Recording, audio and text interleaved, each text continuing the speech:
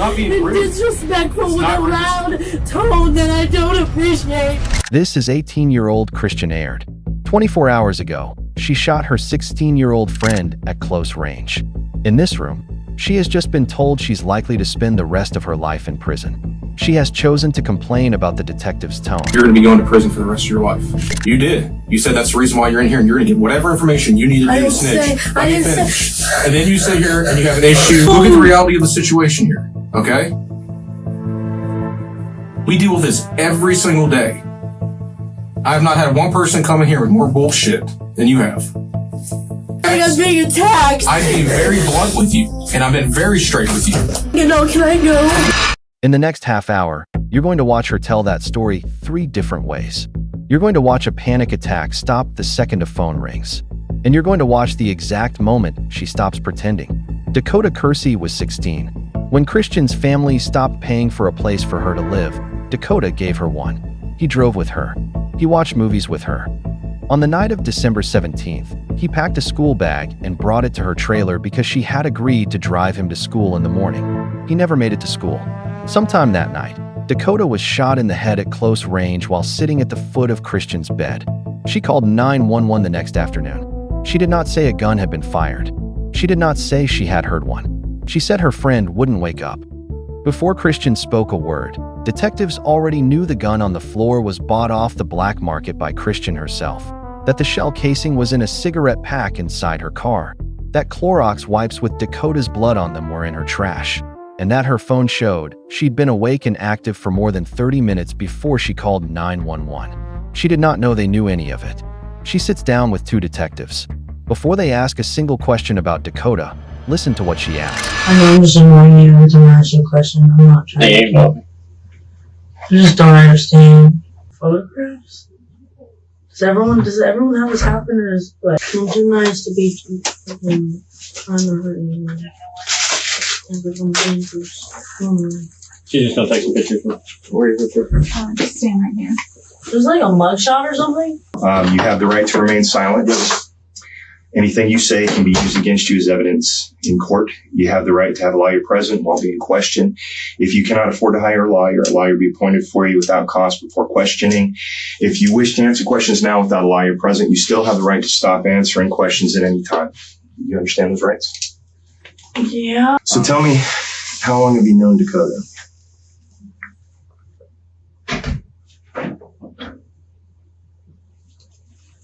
Quite a while, or? I've known him since like January of last year. January last year. How'd you guys meet? I think just like through his brother, just a mutual person.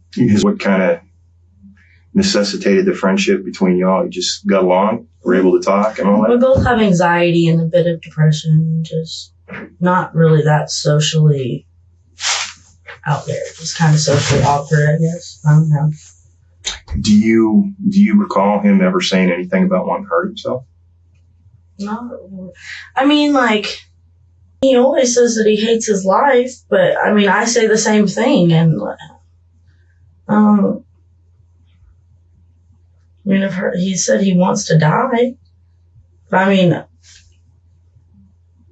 all the things that I've heard him say, I've said myself. Like, I don't think it's not anything that was like just a red flag.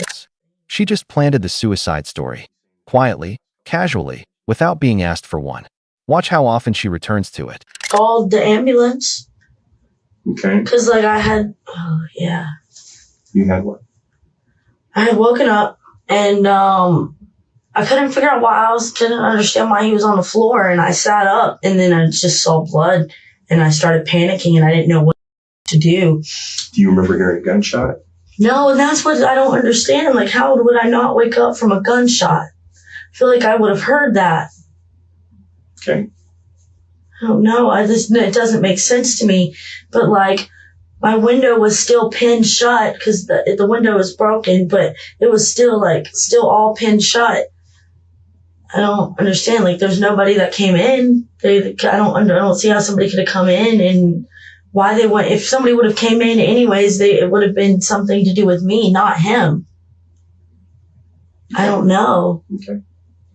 Like, I'm just as confused. I don't understand. I'm trying to answer questions. I am, but I'm confused too, and I don't get this. Well, when you woke up and he was laying there, okay, and you said you saw him, how was he laying? Where was he? Because I saw he wasn't there when I got there. So can you describe to me which way he was laying, which way his head was, and where his feet were? He wasn't laying. He wasn't. When I said whenever he was sitting at this end of the bed and I was laying right here. No, when you woke up. Oh, when I woke up, I was like still laying down that way, and he was laying down on the ground. Okay. Which way was his head? Do you remember? This way, the same way that my head was right here. Same, my head here, feet where he is. Okay. Same. Dakota was the same way. Okay. And then what did you do? Tried to get him to wake up, and you can't wake him up. And then what did you do? I tried to get on my phone, and I was trying to call. I tried to call his brother at first to see try to get information or understand what was going on, but I didn't have service. So until then, you didn't realize it was a gunshot? I didn't know at all. Okay. But I didn't understand what the lump was, but I didn't think that was a gunshot. I don't understand why it would be a lump. I don't know. Did you ever come across the gun? Yes, I did, and I threw it into my purse. You know this. Well, I'm asking. I don't know this. Okay, I thought you already knew. No, you never told me anything. That's where you and I are talking for the first time, Kristian. I know that. That's why I don't know any of that. That's why I'm just trying to get you to talk. Okay. Where did you find the gun, Kristian? Well, I found it beside Dakota, but I threw it into my purse, and I was, I don't know. I didn't think it was a gunshot wound. I just thought, his gun was on the floor beside, I don't know. That doesn't make any sense, but, I'm not in a position where I can come up with anything. I'm not going to try to come up with anything to tell you. But, there was a gun on the floor beside him, so I threw it in my purse because I didn't want to end up calling the cops and then them coming and get why is there a gun here? I don't know. She has just said two things in the same breath that contradict each other. She didn't think it was a gunshot wound, and she hid the gun from the police. Mm-hmm. But you found the gun. How could that be? Explain that to me. Because it was on the ground beside him. Okay, and he's bleeding from the head. And why didn't you connect that was? Because I didn't think he himself ever. Okay. Why did you put the gun in your purse? Why didn't you just leave it where it was? I don't know. Okay. Because I knew he couldn't legally have it. Well, I understand that, but that it doesn't make sense to me. So are you saying that what you were trying to do was keep him out of trouble? Yeah, basically. Okay, so you're saying gunshot wound, right? But I didn't know it was a gunshot wound. So before you called the ambulance, you picked the gun up, put it in your purse that was on the deck, and then put your purse inside the car, correct? Well, I mean, it wasn't just I was trying to pick up the gun and put the gun in the purse and run the purse to the car. I was trying to get everything that I was taking with me. I had got my wallet. I had figured out my fanny pack. I put my fanny pack in my purse. There was money by his head. And put all that. How much money was by his head? It was fake. It was fake? Mm-hmm. Like counterfeit or fake? Yes. Counterfeit. Fake money, Did he have anything else next to his body that you picked up, put in your purse? Mm-mm. I did open his pockets. Tried to see what, I was trying to figure out there was a pack of cigarettes and a lighter beside him. Not beside him now. He's not there. But, So you went in his pockets for what reason? To see if he had anything to help me. Dakota, on the floor, on a ventilator now. Kristian, going through his pockets. The thing that I keep getting stuck on more than anything else is picking up the gun and the money and going through his pockets and then putting all that in your purse and putting it in your car. It doesn't make sense. The rest of it, what you said. I checked his pockets to see if there was anything that would give me any clues to what was going on there. Literally. And you're saying that the gun didn't give you a clue? Not really, because his brother kicked down my door with 4 guns. What do you mean? I mean that you got somebody laying there with a wound, a very serious wound. Okay. And he's profusely. He's incoherent. You're not able to wake him up, and there's a gun next to him. He was breathing. That's why I didn't understand. I don't. Do you know why we have you in a marshmallow suit? No. Because you're in your clothes. That's all. On my clothes. Your hands. Yeah, and why didn't you check my hands for gun residue? because it was from the inside of my, like I said, I was on my period. When I woke up, I did this because I didn't understand why it was wet and there was blood everywhere. That makes sense. Well, I mean, that's kind of embarrassing to tell someone. No. Forensics will determine that all of the blood on her hands, on her clothes, on the bed, on the walls, and on the wipes in the trash belonged to Dakota. None of it was hers. Did y'all get high last night? We smoked. Nothing else? No lace? Not laced with anything? No. Okay. Nothing else? No other pills or anything, right? No. Is there anything in your trailer? I don't think so. I don't think so. Is there any other kind of drugs in there that we're going to find? I don't think so. Okay. You don't think so, or so? But I was like, weed is illegal. Didn't want to go to jail smoking a blunt, and I didn't. The whole time throughout this questioning, I'm still worried about the smoking the and the stuff like that. But I'm actually here being questioned for possibly shooting my best friend. That's like the saddest thing of my life. What makes you think you're being questioned? 3 hours in. That is the first time she has called Dakota her best friend. The first time she has asked, in any form, how he is doing. I just want to know that he's okay before I do, because What would you have to go to jail for?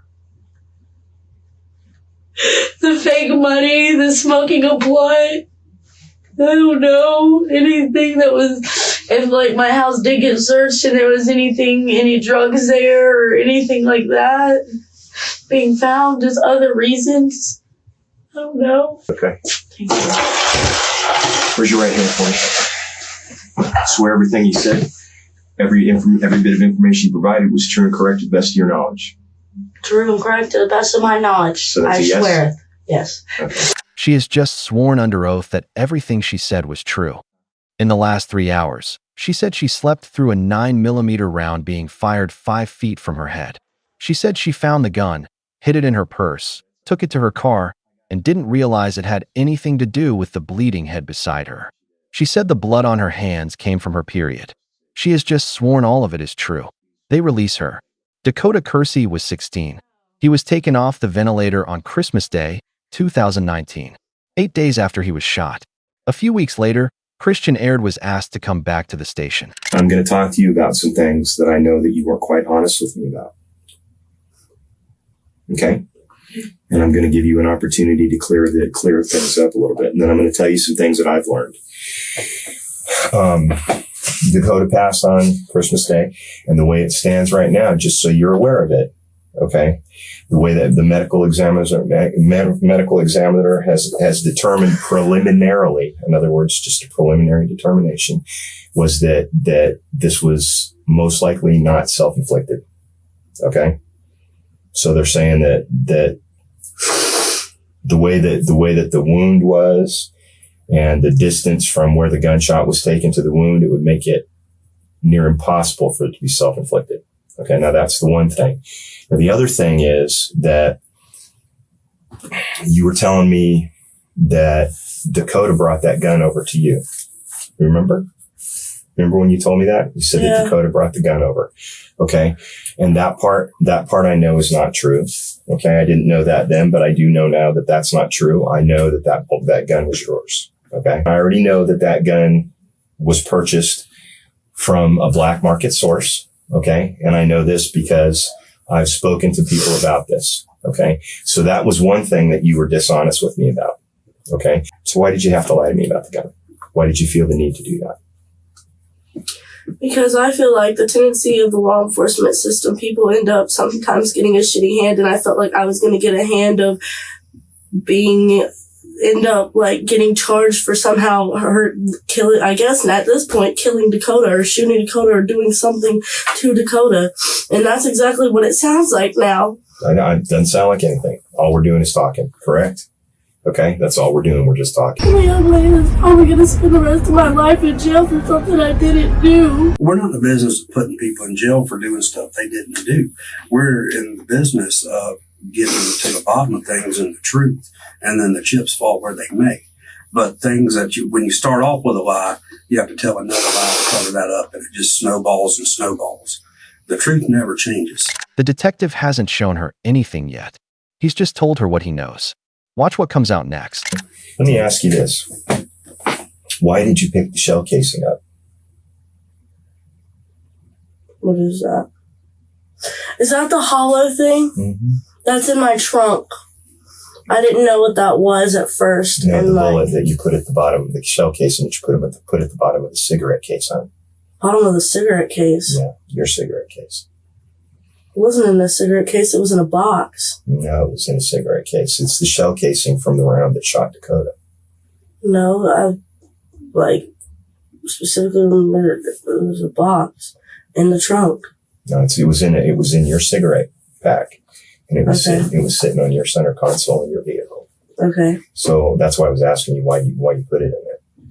Because you told me before that that the reason that you put the gun in your purse. Yeah, because and then whenever all I 100% know is that I had picked it up and I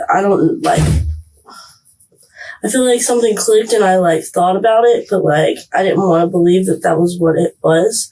But So, when you picked the shell casing up and you put it in the cigarette pack, were you doing that for the same reason? No, because I don't know exactly what my reasoning was, but I'm trying to think because I feel like this shit doesn't look good, but I'd rather think hard about it and look stupid and be able to tell you the truth. Get your head and then life.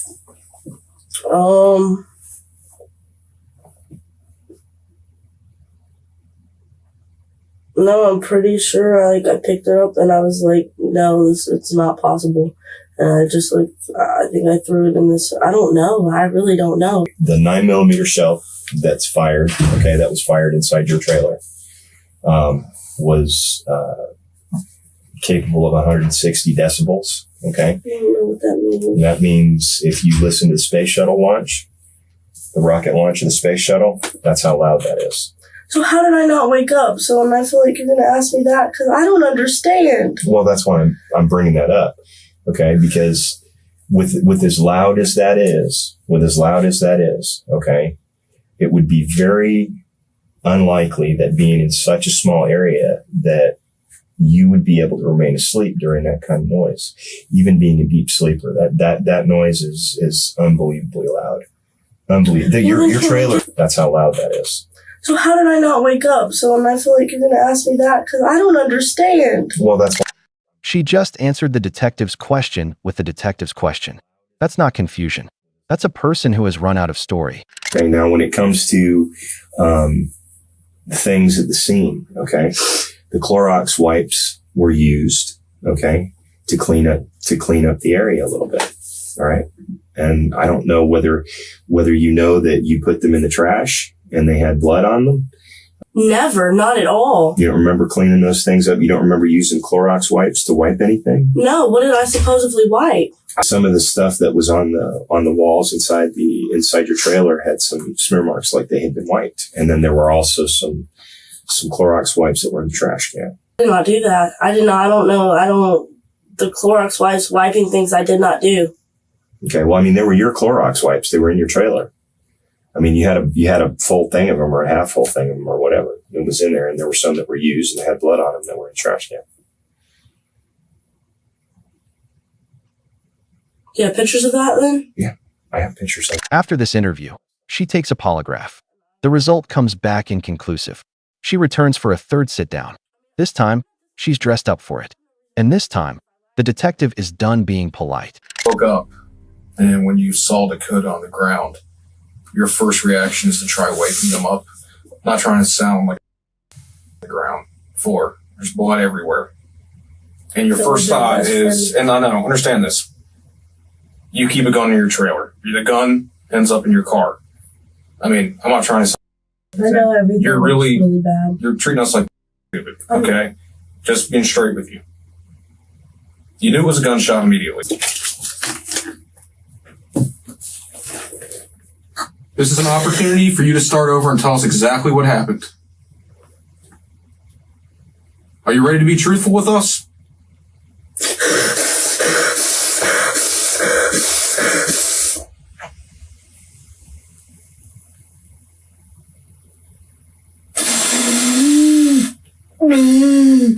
really happened to Dakota inside the trailer? First, I never said I was going to prison for the rest of my life. I said I knew there was enough reasons for me to go to prison from me selling drugs. I think you're a cold-blooded killer. I think there was an incident in there, and I think there was a problem, and you hesitated, and you got scared, and so you panicked, and when you spend a ridiculous amount of time over his trying to wake him up when half of on the ground, and that's what confuses the hell out of me.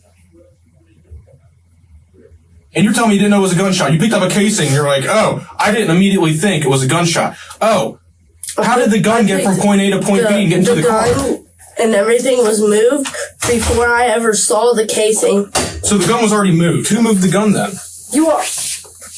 I really don't want to speak to you. That's fine. You can get mad at me. I'm not mad at you. I just don't like the way that you're making me feel, and I'd rather speak to somebody else. I'm very blunt with you, and I've been very straight with you. You're being very rude. It's not being rude. Disrespectful with a loud tone that I don't appreciate. You being louder to me doesn't win this conversation here, and it's not an argument. What I'm Can I go? Please don't ever bring him into here to talk to me again. I'll talk to anyone here.